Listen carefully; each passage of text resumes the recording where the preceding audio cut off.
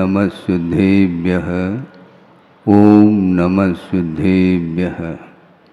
मंगलम भगवान वीरो मंगलम गौतमो गणे मंगलम कुंदकुंदाद्यो जैन धर्मोस्तु मंगलम। सर्वमंगलमांगल्यम सर्वकल्याणकारकम प्रधानम सर्वधर्माणां जैनम जयतु शासनम। अहिंसा परमो धर्म की महावीर भगवान की। प्रातः स्मरणी परम पूजाचार्य गुरुवर श्री विद्यासागर जी मुनि महाराज की जय।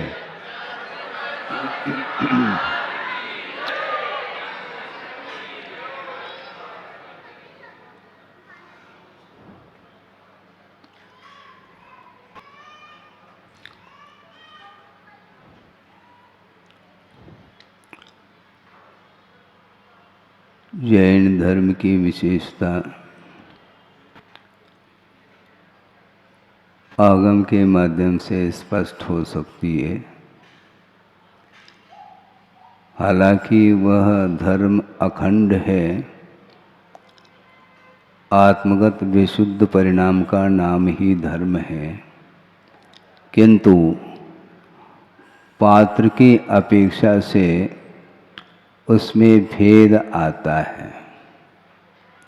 भिन्न भिन्न पात्रों की अपेक्षा से धर्म विभाजित होता चला जाता है, जबकि वस्तु का जो स्वभाव है वही धर्म माना जाता है।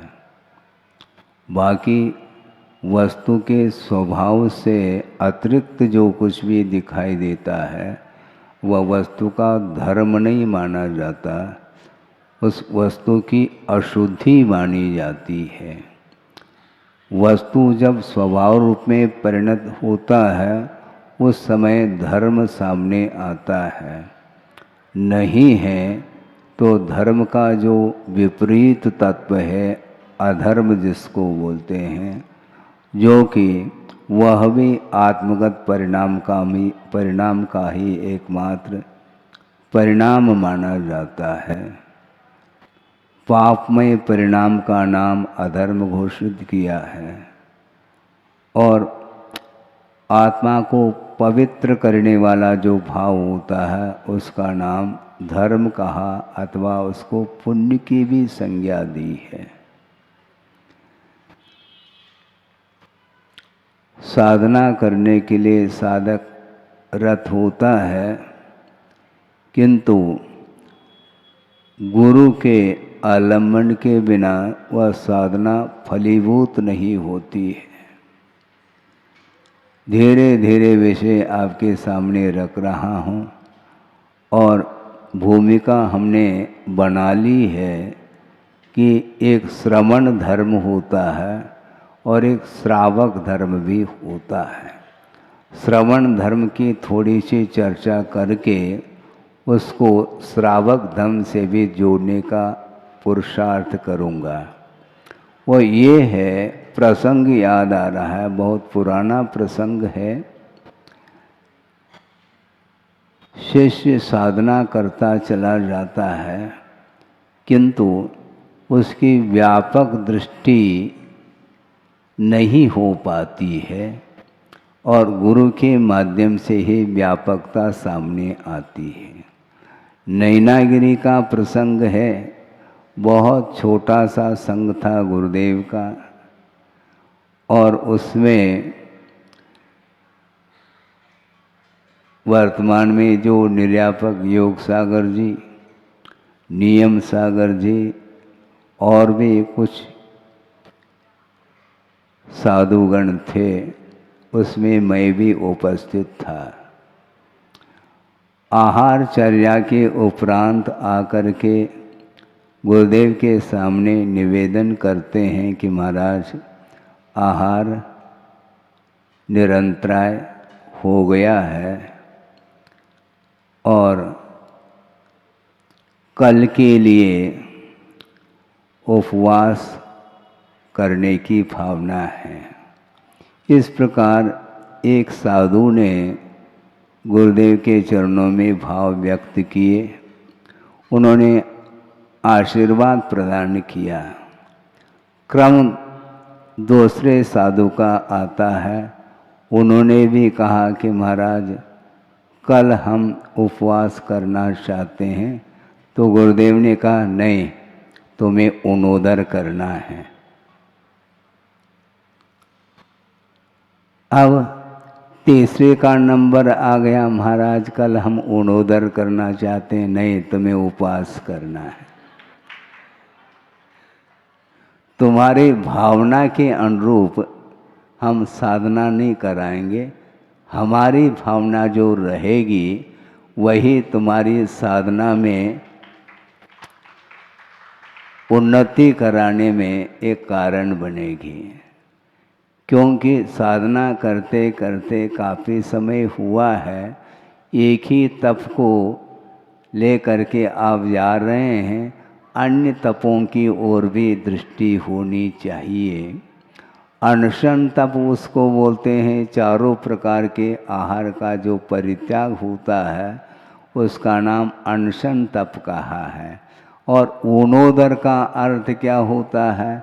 उदर बोलते हैं पेट को, और जो भूख लग आई है प्रतिदिन जो भोजन लेते हैं उससे कम ले करके आना, यह अनशन से भी यह कठिन तप माना जाता है।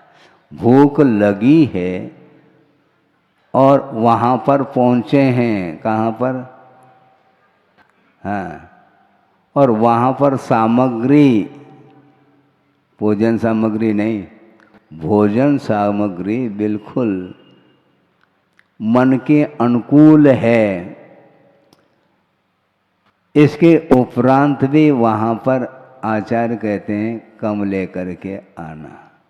थोम जी मई, थोड़ा सा भोजन करके आओ।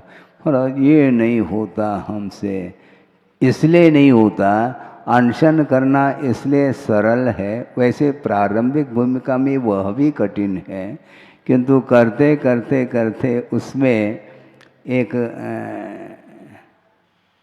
आदत जिसको बोलते हैं वह हैबिचुअल होता चला जाता है। इसलिए परिवर्तन करने की आवश्यकता है। अनशन करके वह प्रभु के सामने अथवा एकांत में किसी स्थान पर जा करके वह सामायिक है, स्वाध्याय है, तत्व चिंतन है आदि में वह लीन हो सकता है। वहाँ पर कोई भी भूख की उदीरना नहीं होती, क्योंकि सामग्री वहाँ पर है ही नहीं। और जहाँ पर सामग्री हो, मनोनुकूल हो, और वहाँ पर कम लेकर के आना, ये बहुत पुरुषार्थ माना जाता है, अनशन तप से भी उनोदर तप। लेकिन ये ध्यान रखें, वह भोजन रुच नहीं रहा है इसलिए कम खा करके आना, ये उनोदर के अंतर्गत नहीं आता। ये भी उतना ही सत्य है, क्योंकि रुच नहीं रहा है इसलिए वह भरपेट खा करके नहीं आ रहा है। यदि रुचता है फिर देख लो फिर क्या स्थिति बनती है। तो इसी को बोलते हैं इच्छा का निरोध किया जाता है। और इच्छा का निरोध जो होता है, सामने वस्तु उपस्थित हो उसके उपरांत भी मन के ऊपर नियंत्रण रखना, ये बहुत बड़ा पुरुषार्थ माना जाता है। इसलिए गुरुदेव ने कहा तुम्हें अनशन नहीं करना, बहुत दिन से करते आए हो, इसलिए ऊनोदर तप करो। और एक को कहते हैं तुम रस परित्याग करो और भरपेट भोजन करके आना है तुम्हें। रस परित्याग, नीरस भोजन करना और फुल डाइट है, ये कैसा होगा महाराज? ये इसी का नाम तो तप है। गुरुदेव ने ये कहा था सामने सामग्री उपस्थित हो और उसके प्रति आसक्ति न हो, यह इच्छा का निरोध माना जाता है। और उन्होंने बहुत अच्छा प्रासंगिक उदाहरण दे करके इसको पुष्ट किया था।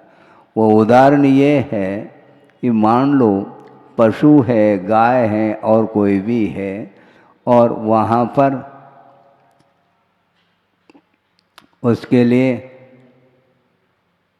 क्या, हरा हरा घास, घास तो प्रतिदिन खाती वो गाय, उसके लिए खली चुनी जो भी बोलते हैं, और उसको अच्छे एक पात्र में तैयार करके भिगो करके उसको फुलाया गया है, और उसमें थोड़े बहुत जैसे आप लोग बघार डालते हैं ना, उसी प्रकार नमक आदि के भी उसमें अनुपात से डाला गया है, और वह पात्र, भरा हुआ पात्र उसके सामने रखते हैं।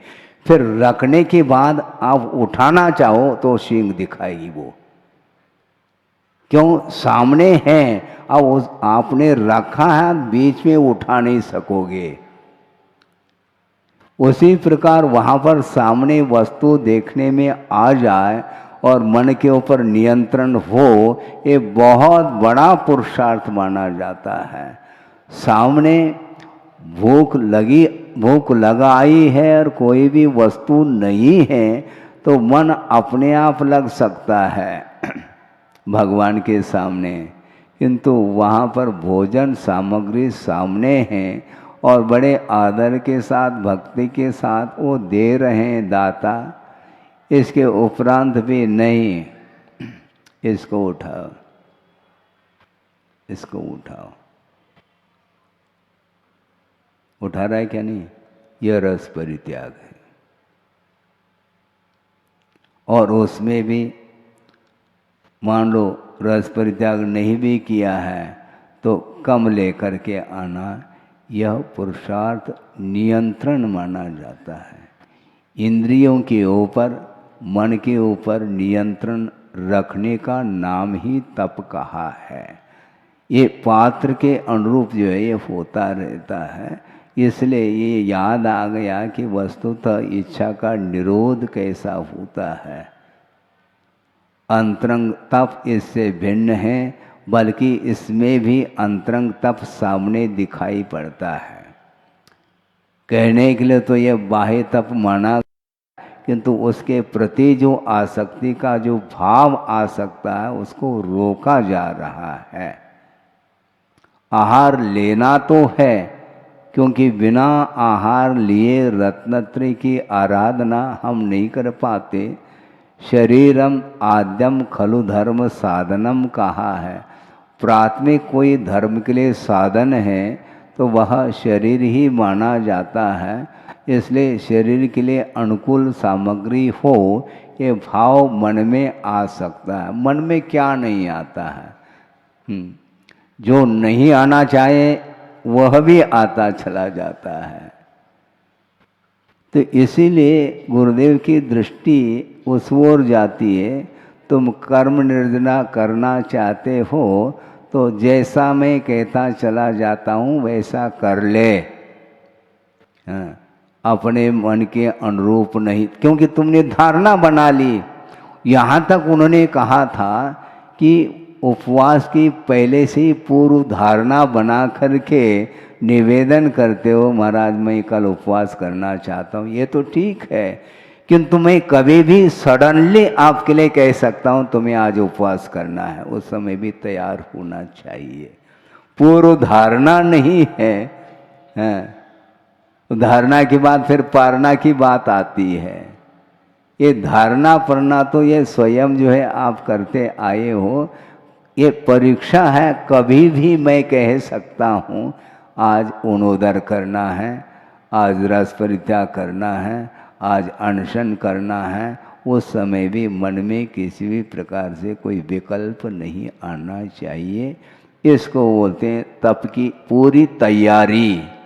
मौसम देख करके तप करना प्राथमिक भूमिका में अच्छा है, नहीं करने की अपेक्षा।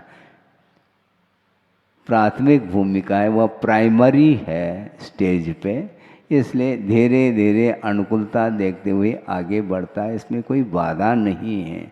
किंतु जो प्रौढ़ हुआ है उसको और प्रौढ़ बनाने के लिए गुरुदेव सोचते हैं तुम नहीं सोचो, मैं सोच रहा हूँ तुम्हारे लिए। हाँ, तुम नहीं सोचोगे, मैं जो सोच रहा हूँ उसको आपको करना है। क्योंकि गुरु के बिना निर्जरा नहीं हो सकती है। स्वयं जो कुछ भी करते हैं वह अपने मन के अनुरूप करते हैं। हाँ, धीरे धीरे प्रौढ़ता आती है तो उस समय वह स्वयं भी परोक्ष में भी उतना ही वह प्रफुल्लित मना हो करके वह तप आदि करता है, ये बाद की बात है। किंतु प्राथमिक अवस्था में उसको बताने की आवश्यकता पड़ती है। तो इस प्रकार उन्होंने तप को, वो तप करते हैं, वो करें अथवा न करें ये उनका विषय है। आप ये तर्क नहीं कर सकोगे महाराज आप तो करते नहीं और हमारे से करवा रहे हैं। ये ध्यान रखो, मैं समर्थन कर रहा हूँ ये कम नहीं है। मैं तप नहीं कर रहा हूँ किंतु तप को कराया जा रहा है। भोजन परोसने वाला व्यक्ति स्वयं पहला भोजन करता है, फिर परोसने की बात आती है। तो उसी प्रकार वस्तुतः मार्ग को जिसने समझा है और चलने का पूर्णतः प्रयास निरंतर करते हैं और कराने की क्षमता भी उनके अंदर आती है, इसलिए उनकी आज्ञा के अनुरूप, उनके संकेत के अनुरूप हम चलते हैं तो कर्मों की निर्जरा अनुपात से ज़्यादा होती है और स्वल्प करने में थोड़ी, क्योंकि मन के अनुरूप कर रहा है। यहाँ तक उन्होंने कहा था रस परित्याग करना है, मान लो पहले से रस परित्याग मत करो, वहाँ जाने के बाद थाली दिखाई जाती है उस समय करना रस परित्याग है। जो वहाँ पर सामने उपलब्ध नहीं है वस्तु उसका त्याग करना, यह त्याग नहीं माना जाता। जो है उसका त्याग करो तब तो त्याग माना जाता है। तो इस प्रकार यह उनकी दृष्टि है बिल्कुल आगम के अनुरूप, क्योंकि इच्छा का जो निरोध है उसी का नाम तप कहा है। और इच्छित वस्तु मिल नहीं रही है, इच्छित वस्तु सामने नहीं है, उसका मैं त्याग करता हूँ, ये त्याग नहीं माना जाता। सामने हो और लेने का भाव ना हो, यह त्याग उत्तम त्याग के अंतर्गत आता है। कैसे भी हो त्याग की ओर यदि मान लो कदम बढ़ रहे हैं तो उसका समर्थन तो होता ही है, किंतु उसमें भी विकास यदि जल्दी होता है तो वह मन के अनुरूप ना हो करके आगम के अनुरूप यदि वह आगे बढ़ता है तो बहुत जल्दी कर्मों की निर्जरा भी कर लेता है और साथ से पुण्य का संचय भी कर लेता है। ये तो श्रवण की बात हो गई और यह उदाहरण गृहस्थ के लिए भी लागू हो रहा है। हाँ, क्योंकि वैभव के बीच में रहता है रात दिन और इसके उपरांत भी उस वैभव के प्रति आसक्ति का अभाव होता है, तभी वह पुण्यार्जक बनता है। ये ध्यान रखो, हैं? अच्छे से समर्थन करो। कल जिन्होंने 1-8 का क्या होता है आप जानो? हाँ, कलश भी बोलते 108 कलश हैं, धारा छोड़ी जा रही है भगवान के ऊपर है। 108 कलश, उसी प्रकार कल उन्होंने 108 कलश के माध्यम से जो पुण्य का संचय किया है वह 700 पुण्य का संचय उन्होंने किया है। क्योंकि वैभव की कोई कमी नहीं उनके लिए, इसके उपरांत भी उसके प्रति जो ममत्व भाव है उसका त्याग किया है। इसलिए त्याग के माध्यम से ही कर्मों की निर्जरा और पुण्य का संचय होता है। इसलिए उसका समर्थन मैं उक्त मुक्त कंठ से कर रहा हूँ। सामने होते हुए भी उसका त्याग करना नहीं है तो त्याग का क्या प्रश्न है। भरपेट भोजन करके एक व्यक्ति ने कहा कि मैं ऐसा भी त्याग हो सकता है क्या? कैसा? भरपेट भोजन कर ली अब 1 घंटे के लिए भोजन का त्याग, अरे अब भूख तो लगी नहीं, क्षुधा लगी नहीं और इच्छा हो नहीं रही, इच्छा का निरोध किया जाता है, उसका नाम तप माना जाता है। भूख तो शांत हो गया और 2-4 घंटे के लिए भूख नहीं लगेगी, तब तक मेरा त्याग है। तो इस प्रकार तो बहुत सारा त्याग आपके द्वारा हो जाएगा, ऐसा नहीं होता। किंतु क्षुधा लगने के उपरांत भी मुझे नहीं लेना, यह क्षुधा परिचय विजय माना जाता है। यह उत्तम तप के कोटि में आता है, उत्तम त्याग के कोटि में आता है। नहीं तो प्रतिदिन आप भूख लगते ही भोजन कर लो, प्यास लगते ही जलपान कर लो, और जब तक प्यास नहीं लगेगी तब तक हमारा त्याग है, ऐसा नहीं होता है। भूख और प्यास लगने पर भी मुझे नहीं लेना, यह त्याग माना जाता है। यह त्याग की परिभाषा अपने अनुकूल बनाना चाहता है वह व्यक्ति, वह ठीक नहीं माना जाता। हाँ, ऐसा नहीं होता है। इच्छा का निरोध होना चाहिए, और भरपेट भोजन करने के उपरांत कौन सी इच्छा, क्योंकि उस समय उसने कहा कि बस बस बस कर दिया, इसका तो गुंजाइश नहीं है, अब कौन सी इच्छा रहेगी तुम्हारी, फिर हमारा तप हो जाएगा। ऐसा नहीं, पेट खाली हो, कंठ सूख रहा हो, प्यास भरपूर लग आई हो, उसके उपरांत भी मुझे नहीं लेना। 1 उपवास, 2 उपवास, 3 उपवास अपनी शक्ति के अनुरूप वह करता चला जाता है। इसको बोलते हैं इच्छा का निरोध, उसका नाम तप बोला है। और पशुओं का भी उदाहरण आगम में पढ़ने को मिलता है। एक शियार है, होशियार नहीं, शियार है वो, और उसने रात्रि का त्याग, उसने संकल्प है उसका त्याग कर रखा है। रात में मैं जल का भी पान नहीं करूँगा, और प्यास लगी है, और ऊपर देख रहा है अभी उजाला है, दिनास्त नहीं हुआ है, प्रकाश दिख रहा है, और वह बावड़ी के अंदर चला जाता है। वहाँ पर अंधेरा देखने में आ रहा है, अरे दिन अस्त हो गया, अब मैं जल नहीं ले सकता। ऊपर आ जाता है, अरे अभी दिन दिख रहा है, फिर चला जाता, वहाँ पर अंधेरा देखने में आ रहा है। इस प्रकार बार बार करके उसके प्राण विसर्जित हो जाते हैं, किंतु उसने संकल्प को नहीं तोड़ा है। एक पशु होने के उपरांत भी वो अकेला था, ये ध्यान रखो। और हम और आप क्या सोचते हैं, यहाँ पर कोई देख थोड़ी रहे, यहाँ पर हम अकेले हैं। अकेले हैं तो आत्मा तो दिख रही है, भगवान तो देख रहे हैं तुम्हारी चर्या को।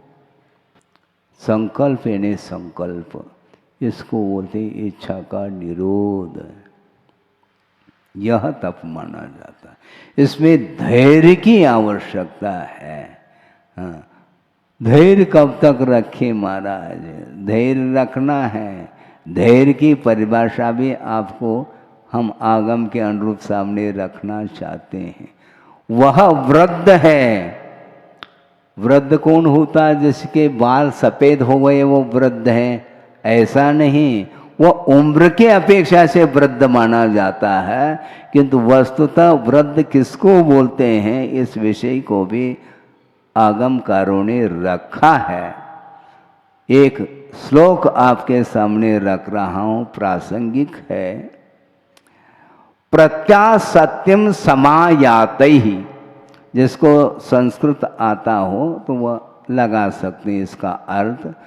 प्रत्यासत्यम समायातैहि विषयै स्वांतरंजकै न धैर्यम स्खलितम येषाम ते वृद्धा व्यवुदैर्मताः, ऐसा कहा। महाराज जो आप बता रहे हैं उसी में हमारा उपयोग लगा है। यहाँ पर कोई थाली दिख नहीं रही है और आप किचन में पहुंच जाए और इस प्रकार बैठे रहें, मुझे विश्वास नहीं है। क्योंकि जो रसोई घर में पहुंचा है वह निश्चित रूप से वह लेगा, पक्की बात है। क्योंकि सामने सामग्री हो और न लें बहुत कठिन होता है। कोई किराना दुकान है मान लो, गोली बिस्किट आदि आदि हैं, तो वह पुड़िया बंद करके दे रहा है और एक बिस्कुट मुख में ले लेता है, क्योंकि सामने है। इसलिए सामने खाद्य वस्तु हो और लेने का ग्रहण करने का भाव न हो, बहुत कठिन होता है। हाँ, तो इसीलिए वस्तुतः देखा जाए ये सब कठिन तो है। ये कठिन क्यों है महाराज, इसका उत्तर भी आगम से हम देना चाहते हैं। क्योंकि जो दुर्लभ वस्तु होती है वह कठिनाई से ही प्राप्त होती है। धर्म की आराधना आप आनंद के साथ करना चाहो तो संभव नहीं है। कूलर, क्या कूलर है? उस समय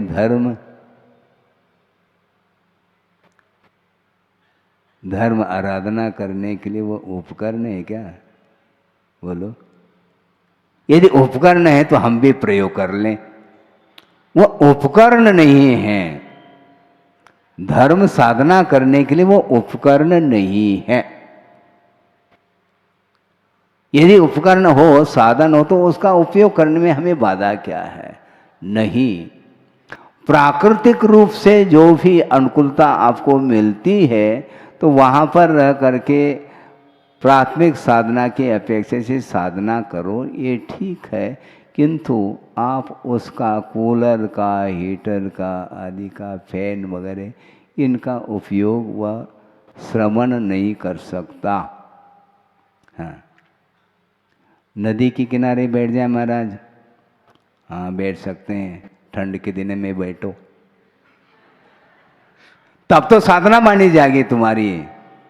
शीतावकाश, ठंड के दिन में, वर्षा ऋतु में बारिश हो रही है और नदी के किनारे लहर चल रही है, शीतकाल में, पौष मास में, अब रहो ना। जेठ महीने में तो वह नदी के किनारा ढूंढता है और पौष में वह उस नदी के किनारे को किनारा कर जाता है और भीतर आ जाता है। यही है प्रतिकूल वातावरण, इसको सही नहीं है।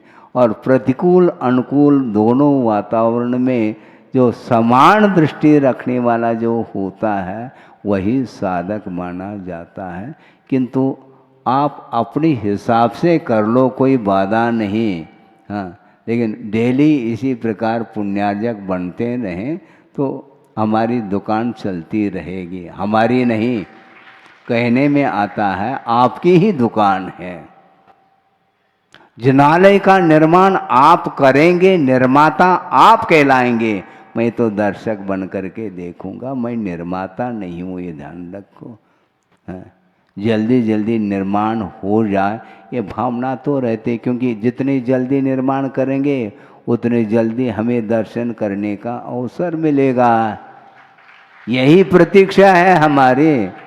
प्रतीक्षा का निषेध करते महाराज, ये तो अच्छी बात, ये अच्छे क्षेत्र में प्रतीक्षा तो होती है। सोचो, विचार करो। इसके लिए आपके लिए भी धर्म करने के लिए अवसर है। शुरुआत में यही से हमने प्रारंभ किया था। वस्तुतः धर्म तो धर्म है, वस्तु का स्वरूप माना जाता है, किंतु पात्र के अपेक्षा से उसमें विभाजन जरूर किया गया है। अनुव्रत की अपेक्षा से, महाव्रत की अपेक्षा से, प्रतिमाओं की अपेक्षा से ये अपने अपने शक्ति के अनुरूप वह करता चला जाता है। यहाँ तक कि पहले मछली को छोड़ने वाला भी वह धर्मात्मा निकला। सोचो विचार करो कि गुरु की दृष्टि किस ओर जाती है। इसको भी धर्म का क्या स्वरूप है, क्या स्वाद है, उसको चकाना था। तुम पहली मछली छोड़ दो, बहुत जल्दी तुम्हारा उद्धार हो जाएगा। और धीवरोदय आचार्य महाराज ने लिखा है, वह प्रसिद्धि को प्राप्त हो गया। एक पहली मछली छोड़ने के कारण उसका विकास हुआ, वह स्वर्ग पहुंच गया। सोचो विचार करो, ये भी कोई त्याग है महाराज? यही तो परीक्षा है। त्याग बहुत नॉमिनल लग रहा है आपको, ये सामान्य, ये कोई त्याग है क्या? पहली मछली छोड़ो का इसका अर्थ अन्य मछलियों का समर्थन नहीं किया, क्योंकि उसका जीवन उसके बिना चलता ही नहीं था। इसलिए त्याग की बात जब हमने सामने रखी तो उसने साहस करके पहली मछली को छोड़ा और परीक्षा हो गई, और परीक्षा में उत्तीर्ण हो गया वो। इसको बोलते हैं धैर्य। परीक्षा में उत्तीर्ण हो गया, खाली हाथ लौट रहा है, क्योंकि बार बार पहली मछली बार बार उस जाल में आ रही है और उसकी पहचान उसने कर ली। चिन्ह कुछ किया था उसको, हाँ, कपड़ा आदि उसको बांध करके, तो इसलिए बार बार वही मछली आ रही है। और सुबह से शाम तक हो गया। बस उनने सोचा किंतु संकल्प तो दृढ़ रहेगा। हाँ, सुबह से शाम तक भोजन नहीं, पानी नहीं, कुछ नहीं, और वापस लौट रहा है। और वो दरवाज़ा बंद है, दरवाज़ा खोलने की बात नहीं, तो बाहर ही दालान में सो गया। और रात में सर्प आकर के उसको काट लिया। कहाँ पहुँच गया? स्वर्ग पहुँच गया। महाराज इतना सस्ता है? हाँ बिल्कुल, कर तो लो, सस्ता क्या है? धैर्य होना चाहिए। यहाँ पर भी धैर्य की बात आ गई। इसमें तर्क करोगे तो वह कुतर्क माना जाएगा।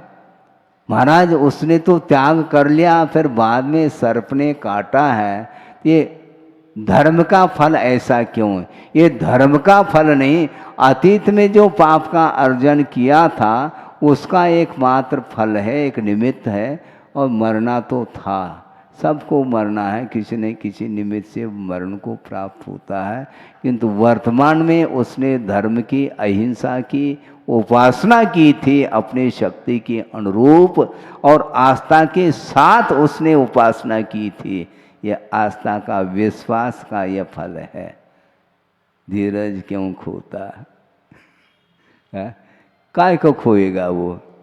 क्योंकि आचार्य श्री का बालक था, वो धीरज खोया नहीं उसने, और पहली मछली छोड़ दी, यानी छोड़ दी।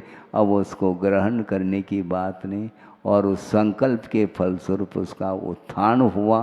कालांतर में जाकर के वह मोक्ष का भागी बनता है।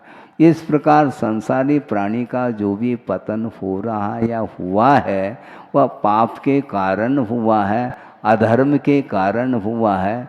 इसलिए अधर्म का सहारा छोड़ करके धर्म का जो सहारा लेता है, निश्चित रूप से उसका उत्थान अनिवार्य रूप से होगा। कब होगा, क्या होगा, इसकी चिंता न करें, किंतु निश्चिंत हो करके धर्म की आराधना अपनी शक्ति के अनुरूप करोगे तो वही विश्वास के बल पर उसको वही वस्तु प्राप्त होगी जो अनेकों आत्माओं ने प्राप्त कर ली। अर्थात सिद्धत्व की उपलब्धि जो होगी वह धर्म के ऊपर विश्वास और अपनी शक्ति के अनुरूप आराधना करने से ही उपलब्धि होती है। सभी को इस प्रकार की सद्गति अथवा मोक्ष की प्राप्ति हो, इस पवित्र भावना के साथ अहिंसा परमो धर्म की जय। अहिंसा परमो धर्म की महावीर भगवान की। प्रातः स्मरणीय परम पूजाचार्य गुरुवर श्री विद्यासागर जी मुनि महाराज की जय।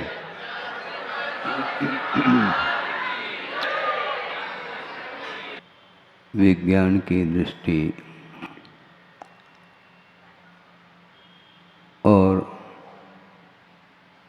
आगमकारों की दृष्टि, इन दोनों में बड़ा फर्क देखने में आता है। वह ये आता है, विज्ञान की जो दृष्टि है वह केवल भौतिक दृष्टि है और आगमकारों की दृष्टि परमार्थ की ओर ले जाती है। जीव विज्ञान को लेकर के कुछ विचार सुने। सर्वम इदम पौद्गलिकम, ये जो भी चर्म चक्षुओं के माध्यम से देखने में आ रहा है वह भौतिक पदार्थ है, पौद्गलिक मटेरियल है और उस शरीर में वह आत्म तत्व विद्यमान है। ऐसा अभी तक कोई वैज्ञानिक देखने को नहीं मिला कि इस शरीर से विज्ञान के माध्यम से आत्म तत्व को प्रकट किया हो, कहीं आया हो पढ़ने में। ज्ञेय पदार्थ की ओर तो दृष्टि जाती है, किंतु ज्ञेय को जानने वाला जो ज्ञाता है, आत्म तत्व है, उस ओर ध्यान बहुत कम जाता है। परमार्थ दृष्टि अलग है और मात्र अर्थ की ओर दृष्टि अलग है। अर्थ का संचय एन केन प्रकार से हो, इस दृष्टि को लेकर के अनेक प्रकार के आविष्कार होते चले जा रहे हैं और उनके माध्यम से वह भौतिक विकास करने में रात दिन लगा हुआ है विज्ञान। उस विज्ञान से हमें कोई प्रयोजन नहीं है, उस ज्ञान से प्रयोजन है जिस ज्ञान के माध्यम से आत्म तत्व का दर्शन हो सके। जीव विज्ञान बहुत गहरा विज्ञान है। परमाणु और भी बहुत सारे सूक्ष्म पदार्थ हो सकते हैं। उसका ज्ञान करने के लिए अनेक प्रकार के साधन सामग्री एकत्रित कर लेता है और अपने नाम कमाने के लिए वह रात दिन एकाग्र होकर के उस कार्य को कर रहा है। किंतु एक बहुत अच्छा प्रसंग आपके सामने आगम के आधार से रख रहा हूँ। वह ये है, मन का एकाग्र होना अलग वस्तु, किंतु उस मन को एकाग्र करते हुए भी अर्थ की ओर दृष्टि रखी जा सकती है। इसलिए उसको गुप्ती नहीं कहा। योग निग्रहो गुप्ती इति न। मन वचन काय के चेष्टा को रोकने का नाम गुप्ती नहीं, किंतु जो स्वच्छंद प्रवृत्ति है उसको रोकने का नाम गुप्ती कहा। सम्यक योग निग्रहो गुप्ती, समीचीन रूप से मन वचन काय के चेष्टा को रोकने का नाम गुप्ती है और उस गुप्ती के माध्यम से कर्म का जो आश्रव हो रहा था अज्ञान के कारण, वह सारा सारा आश्रव रुक जाता है। इसको बोलते हैं वीतराग विज्ञान। विज्ञान की बात की है, बहुत अच्छा लगा मुझे, क्योंकि जीव की ओर दृष्टि तो है, जीव विज्ञान की ओर दृष्टि जानी चाहिए।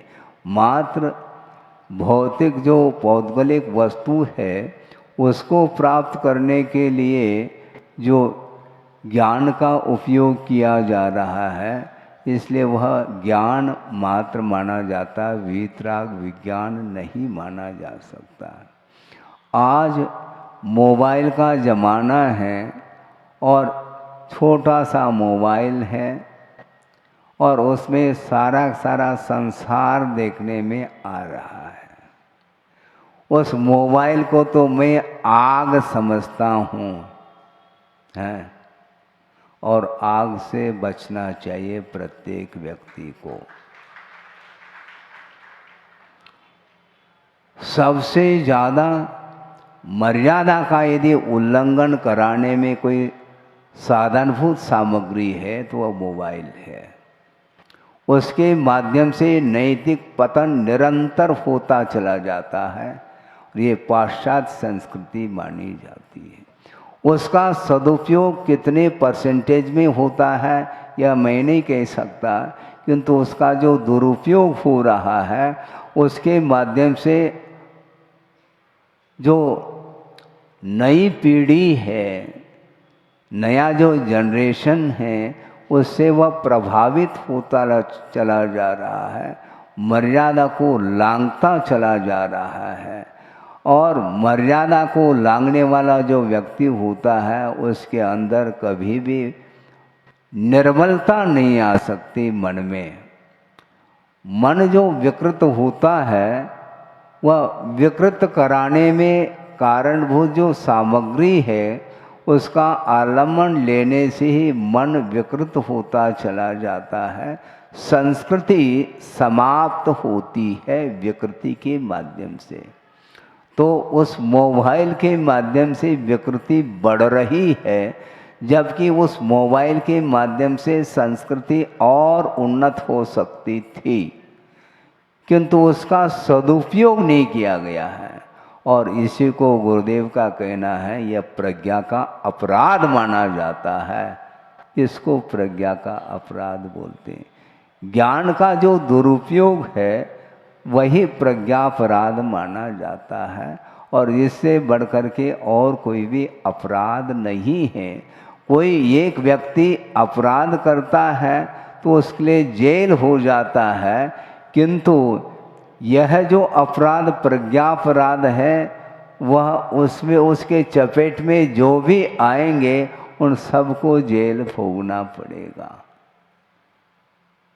इसलिए इसको आग बोलते हैं। आग क्यों बोल रहे हैं महाराज? इसलिए बोल रहे हैं यह आग, यह राग आग दहे सदा ताते समामृत से ये चिर भजे विषय कषाय, अब तो त्याग निज पद बेये कहा जा रहा है। राग आग के समान है, सुन तो सब लेते हैं, किंतु उस आग से अपने आप की रक्षा करने के लिए कौन व्यक्ति तत्पर है, मैं पूछना चाहता हूँ। पूरा चातुर्मास भी हो जाए, आगम के अनुरूप उपदेश दिया जा सकता है, आगम के अनुरूप मौलिक चिंतन करके आपके सामने विषय को रखा जा सकता है। इसके उपरांत भी उसको सुन करके ऐसा कौन सा व्यक्ति है कि महाराज हम इस मोबाइल को स्वाहा करना चाहते हैं? कोई तैयार है? कोई एक व्यक्ति भी हाथ नहीं उठा पाएगा। सदुपयोग करना अलग वस्तु, किंतु उसके माध्यम से परसेंटेज देखेंगे अत्यधिक मात्रा में, अत्यधिक प्रतिशत में वह दुरुपयोग ही हो जाता है उसके माध्यम से, और छोटे छोटे बच्चे भी उसके चपेट में आते चले जाते हैं। महाराज आपका लड़का है, अच्छा, और मोबाइल दिन रात देखता है, अच्छी बात है, दिया किसने उसके हाथ में? चुप। अपने आप में वह मोबाइल आ कैसा सकता हाथ में? देने वाले आप हैं और महाराज छुड़ा दो, हम छुड़ाते नहीं, आप देते चले जाते, हम छुड़ाते चले जाए, ऐसा थोड़ी होता है। दिया क्यों उसको आपने? दिया अर्थात प्रकाश देना चाहिए था किंतु मोबाइल दे दिया आपने, कितना अनर्थ हो रहा। और बिल्कुल बाय बर्थ छोटे छोटे बच्चे उसके शिकार होते चले जा रहे हैं। और उस समय शायद उसका प्रभाव कम पड़ता हो, किंतु कालांतर में जाकर के उस मोबाइल को अपने हाथ से नीचे रखना पसंद नहीं करता। रात दिन वह उसका शिकार होता चला जा रहा है।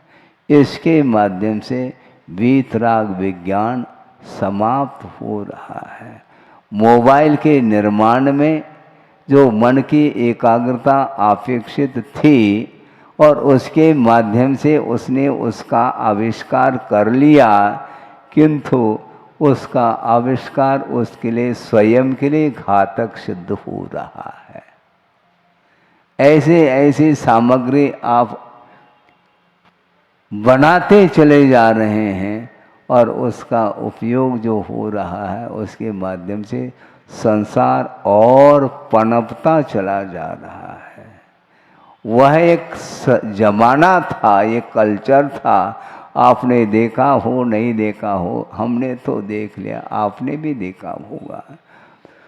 50-55 साल पूर्व में जो वातावरण माहौल था, मैं महसूस करता था, हालांकि 10-1 साल की उम्र होगी, 10-12 साल की उम्र, कि आमतौर से श्रावक लोग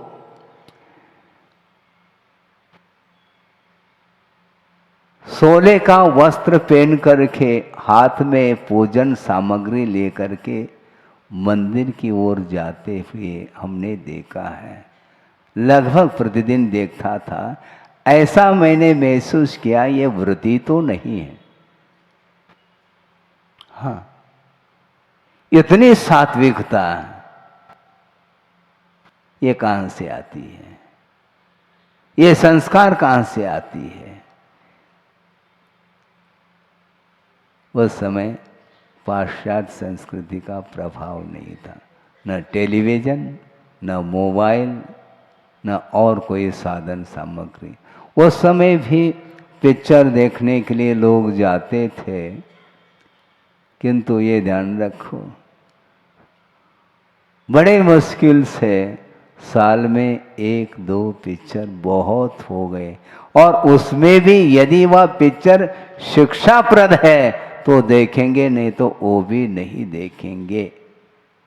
हाँ, और आज महाराज आज पिक्चर की बात कर रहे हैं, हमें पिक्चर हॉल में जाने की आवश्यकता नहीं है, अपने जेब में ही पिक्चर है, मोबाइल है, कभी भी ऑन कर लो और देखते ही चले जाओ आप।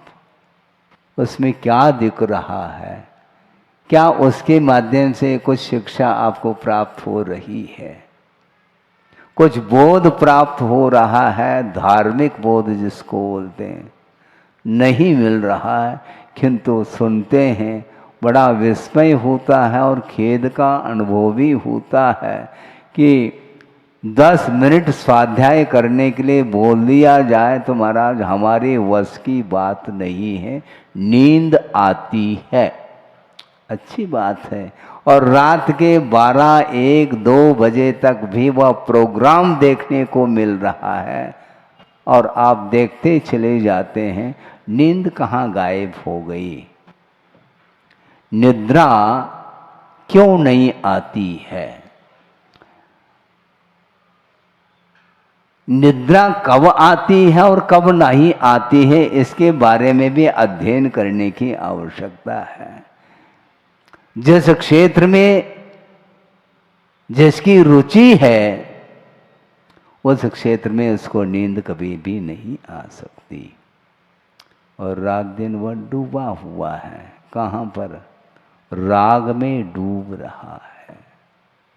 सोचो, विचार करो, अनंत काल व्यतीत हुआ, इसके बाद भी बात समझ में नहीं आती है और आएगी नहीं वो बात, क्योंकि जिसका स्वाद अतीत अनंत काल में एक बार भी लिया नहीं है उसका स्वाद आना बहुत कठिन है।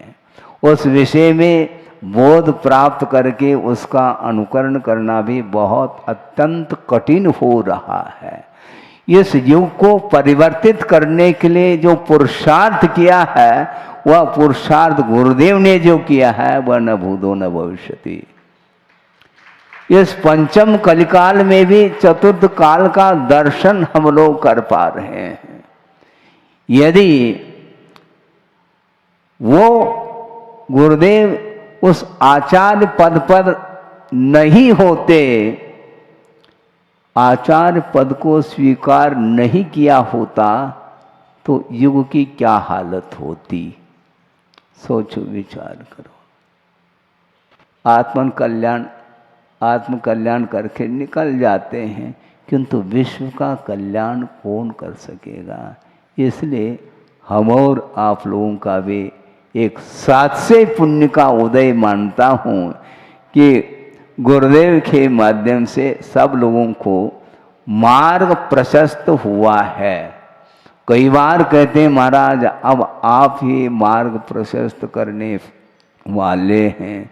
मैं सुन तो लेता हूँ क्योंकि कान तो बंद किए नहीं जा सकते, किंतु मैं मार्ग को प्रशस्त नहीं करना चाहता। आप प्रशस्त हो तो प्रशस्त करे, उन्होंने प्रशस्त करके वो गए हैं, इसलिए हमें उस प्रशस्त मार्ग पर चलने की आवश्यकता है। यदि उस प्रशस्त मार्ग पर हम नहीं चलेंगे तो निश्चित रूप से वह मार्ग पुनः नहीं चलेंगे तो मार्ग की रक्षा कैसी होगी? मार्ग की रक्षा मार्ग पर चलने से होती है, मात्र बातें करने से मार्ग की रक्षा नहीं हो सकती है। चर्चा तो बहुत कर सकते हैं करने वाले, किंतु अर्चा की बात करो तो पसीना आ सकता है। और 50-55 साल तक निरंतर उन्होंने जो साधना की, उसका प्रतिफल आज देखने को मिल रहा है कि छोटी छोटी बालिकाओं के लिए वे प्रकाश दे करके गए हैं और ऐसा प्रबंध करके गए हैं। अब प्रबंध करने की कोई आवश्यकता उन्हें नहीं पड़ेगी, पूरा प्रबंध हो चुका है। और गुरुदेव का नामस्मरण करते हुए वो निराबाद गति से उस पथ पर वो चल रही हैं और चलाने में सक्षम हो चुकी हैं।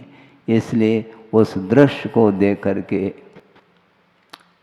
मन प्रसन्न हो जाता है। उन्होंने जो पुरुषार्थ किया उस स्थान पर कोई दूसरा आकर के आज के तारीख में करना चाहें तो वह संभव नहीं है। ये साधना है, ये मात्र विज्ञान नहीं, ये वीतराग विज्ञान का प्रभाव है। ये मात्र ज्ञान का प्रभाव होता तो ये साधना की कोई आवश्यकता नहीं पड़ती है। सराग क्षेत्र में रह करके कोई भी व्यक्ति इस प्रकार का प्रभाव ना करके दिखाएं तो संभव नहीं। ये साधना का प्रतिफल परिणाम देखने को मिल रहा है। इसलिए प्रत्येक व्यक्ति के लिए अब बहुत सतर्क होने की आवश्यकता है, क्योंकि यह सारा दृश्य देखते हुए भी यदि हम आंख मेज करके यदि बैठेंगे तो निश्चित रूप से स्वयं का भी अहित होगा और दूसरे का भी अहित हो सकता है। दूसरे के अहित को और अपने अहित को ऐसे रोकने के लिए आधुनिक जो पद्धति है जीवन जीने की पद्धति, उसको साइड में रखना पड़ेगा। आपको ये ध्यान रखें, उसके बिना ये संभव नहीं। आधुनिक युग के कारण ही पतन हो रहा है।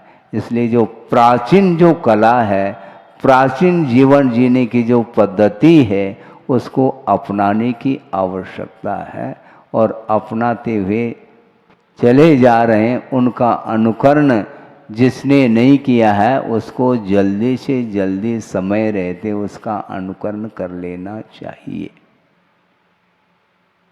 जीव विज्ञान। ज्ञाता का महत्व है, गुरुदेव ने कहा था ज्ञेय महत्वपूर्ण नहीं है, क्योंकि ज्ञेय स्वयं जान नहीं सकता, क्योंकि वह जड़ है।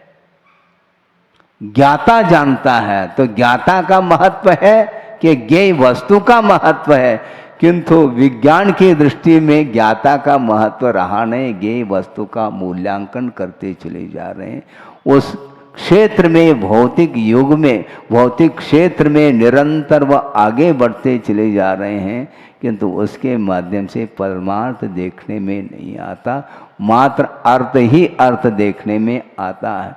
ये किन प्रकार से वित्त का जो विकास है उसको करने में रात दिन लगा हुआ है विज्ञान, उससे हमें कोई प्रयोजन सिद्ध नहीं होता, उससे लाभ भी नहीं प्रत्युत हानि है।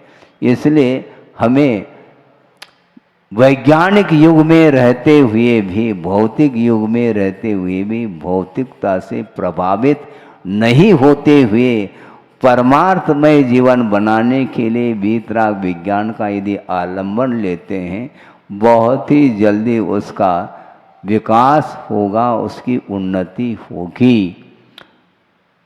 उन्नति और अवनति के लिए आत्मगत परिणाम ही एकमात्र कारण सिद्ध होते हैं। वित्त की प्रमुखता हो गई तो बस परमार्थ गौण हो जाएगा, परमार्थ समाप्त हो जाएगा। और वित्त को यदि हम महत्व नहीं देते हैं तो परमार्थ का महत्व अपने आप में बढ़ता चला जाएगा। आप क्या चाहते हैं महाराज? हम तो परमार्थ ही चाहते, तो भर निकालना है, परमार्थ को ही प्रमुखता देनी चाहिए। धर्म की आराधना किए बिना कहीं कोई भी और कोई भी साधन नहीं है।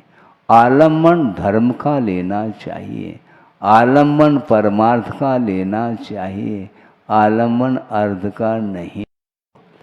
वो रेंज जो है ना, कहाँ तक वह रेंज है मुझे बताओ आप। वह रेंज इंदौर तक सीमित नहीं है, ध्यान रखो, क्योंकि गुरुदेव का जो रेंज है पूरा विश्व है। उनके जितने भी प्रकल्प हैं वो सारे सारे, उनका रेंज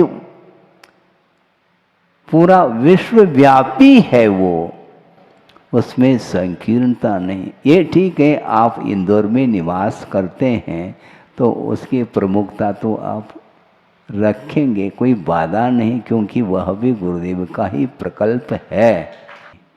गुरुदेव ने जो प्रभावना एकाकी होकर के उन्होंने जो प्रभावना की है, वह पूरा पूरा विश्व मिल करके भी प्रभावना नहीं कर पाएगा, ये ध्यान रखो। ये बहुत कठिन कार्य है। उनकी जो क्षमता है, अद्भुत क्षमता उनकी, बहुत निकटता से हमने उनको देखा है और पढ़ा है। इतनी निरीता है, चरम सीमा तक पहुंच जाती है। बड़े बड़े काम करते हुए भी उनका कहना रहता था, ये सारा सारा कार्य आचार्य ज्ञान सागर जी महाराज के द्वारा ही संपादित हुआ है। ये बिना अनुकरण के संभव ही नहीं। चाहे गुरुदेव दूर हो चाहे पास हो, ये अलग वस्तु है। उनका एक एक अक्षर यदि हम अनुसरण कर रहे हैं, उनके दिया हुआ जो मार्ग है उस पर चलने का हम प्रयास कर रहे हैं, भले अपनी शक्ति के अनुरूप कर लें, किंतु विपरीत जो है परिणाम नहीं आना चाहिए। समीचीन पुरुषार्थ के माध्यम से वहाँ तक हम भी पहुँच सकते हैं जहाँ तक गुरु पहुँचे हैं। पहुँचना चाहो क्या? नहीं पहुँचना है, उसके बिना संभव नहीं। बिना देव शास्त्र गुरु के आलम्बन के लिए बिना कभी भी आत्मा का उद्धार नहीं हो सकता। इसलिए प्रत्येक व्यक्ति का उद्धार हो, इस पवित्र भावना के साथ इस विषय को विराम दिया जाता है। अहिंसा परमो धर्म की जय।